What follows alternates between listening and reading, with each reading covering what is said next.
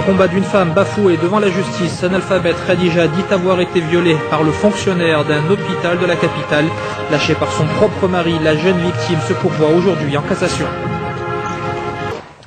Depuis 2 ans, Khadija vit un vrai calvaire. Enceinte, elle sera en 2006 dans une maternité de Rabat. Séquestrée, elle sera violée par un fonctionnaire de l'hôpital. Khadija est alors soutenue par son mari avant que ce dernier ne se retourne contre elle pour une poignée de dirhams. Désormais seule avec 3 enfants, la jeune femme reste digne et continue à se battre. Reportage Monsef Saré Adil Bouskri.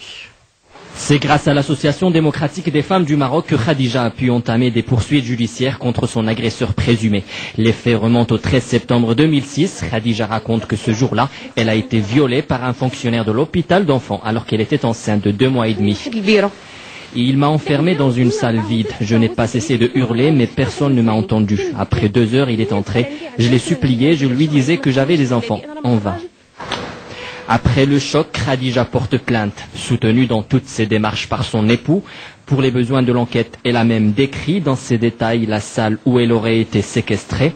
Les archivistes de l'hôpital ont déterré une ancienne plainte de harcèlement sexuel contre ce même fonctionnaire. Tout de suite, la personne, l'infirmier a été démis de ses fonctions. En attendant, la procédure classique et administrative qui est, on met en place ce qu'on appelle une commission d'enquête. Alors cette commission d'enquête veut dire qu'on envoie donc un courrier demandant des explications à l'intéressé et réunir tous les éléments qui peuvent aider la commission à statuer sur l'affaire. Nous avons pu prouver que la salle en question est dotée de fenêtres qui donnent sur un poste de garde, ce qui fait que le moindre cri aurait pu être entendu. Mieux encore, la porte s'ouvre facilement de l'intérieur. Nous avons présenté au juge un document signé et légalisé dans lequel son mari avoue que les affirmations de Khadija sont des mensonges et des allégations. Nous nous sommes basés dans notre plaidoirie sur tous les éléments recueillis par les enquêteurs ainsi que le PV de la police judiciaire. Nous avons également mis en relief les affirmations de certains collègues de l'accusé qui ont témoigné, mais qui, à mon avis, n'ont pas dit toute la vérité. En ce qui concerne le mari, il faut savoir que c'est lui qui a pris l'initiative de nous contacter, c'est lui qui a accompagné Khadija pour le dépôt de la plainte. Il a suivi les moindres détails de l'enquête et assisté à toutes les séances au tribunal.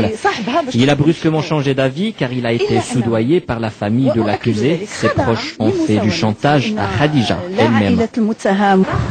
Le tribunal de première instance a acquitté l'accusé. Un jugement confirmé en appel il y a une semaine. L'avocate de Khadija a entrepris un pourvoi en cassation et l'affaire sera transférée à la Cour suprême.